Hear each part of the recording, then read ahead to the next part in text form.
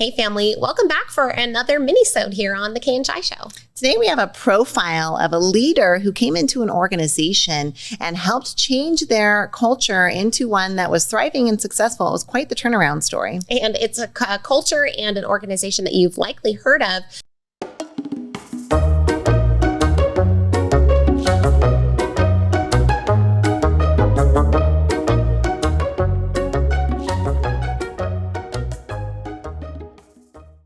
We're talking leadership this week, and one of the organizations we are so proud to be at the helm of is the Neuroencoding Institute. We got to co-found the Neuroencoding Institute alongside Dr. Joseph McClendon III, amazing world-renowned neuropsychologist and incredible mentor and teacher. If you're at all interested in learning more about what the Neuroencoding Institute does and what it can do for you, please visit neuroencoding.com. You're enjoying this episode on Angel Phoenix Productions Podcast Network. To explore a complete lineup of quality programs and media production services, head on over to angelphoenix.com or like our Facebook page at facebook.com/Angel Phoenix Productions.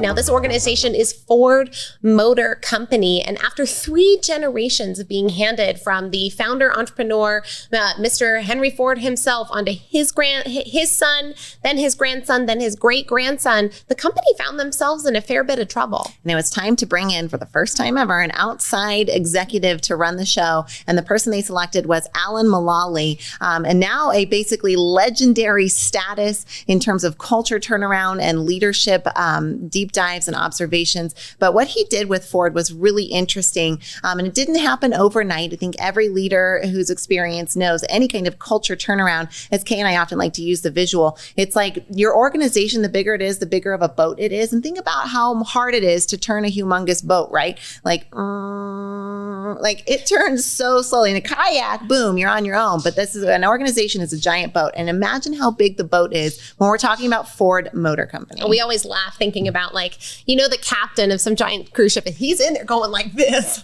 right? And he can turn maybe in olden days. I feel like now it's like a little knob. Yeah, a little knob. Turn it to but back in the day, the captain is back there and he's wrenching the wheel just to get it to right.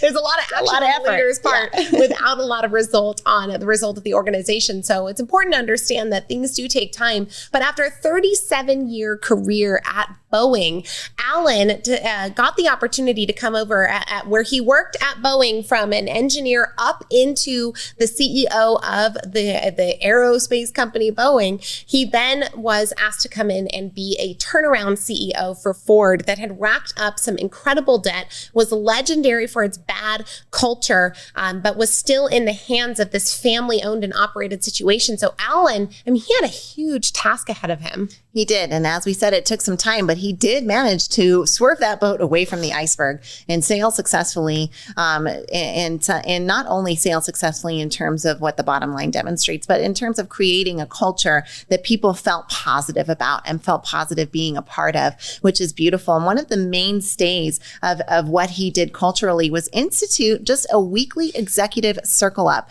a mandatory weekly meeting that helped eliminate a lot of the unnecessary meetings and communications that were happening, where each executive or manager would come and for 5 minutes, they all had to introduce themselves the same way, say what they were reporting, and then report on the results of their plan that they were currently working on in their department and with their team. And then they had to red, yellow, and green light their progress so that they could easily demonstrate to their peers and to Alan their progress on this. Now, obviously, instituting something like that was very difficult to start, and there was a lot of skepticism. But over time, what this allowed for was not only accountability and progress to start emerging, but also this sense of camaraderie and support so that they would be comfortable and safe enough to say when things were in the red or the yellow, but also supported enough to be able to use the resources needed to get themselves into the green. Well, in the very first executive meeting that he pulled everyone together, he asked, how's everything going?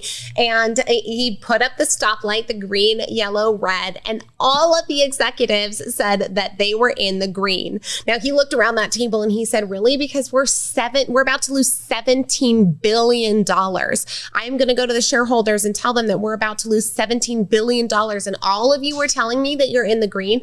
Now, amongst that, one of the executives decided to move his rating into the red. But what ended up needing to happen was Alan refocused the team on reality. He said, we just need to act on reality. Then we'll be making the best cars in the world. I know nothing about building cars, but it's okay to admit that. We have to be completely honest, accept reality, and decide further course of action from there. Because up until this point, these executives would rather pretend that everything is fine at risk of somebody figuring out that they don't know how to do something versus actually tackle the reality of the situation, which was they were in some hot water. Over time, they became, as you know, successful. The spoiler alert, they made it and they survived and they thrived. If this has been interesting to you or you're a leader navigating a large cultural change, we would highly recommend that you look into the story of what Alan Mullaly did at Ford Motor Company. Very impressive, very inspiring, and very informative. Well, absolutely. And we hope that you've enjoyed this mini-sode here on the Kay and Shai Show. And we'll see you again tomorrow for some personal stories and examples of how culture has played out in our life and business. Love you, fam.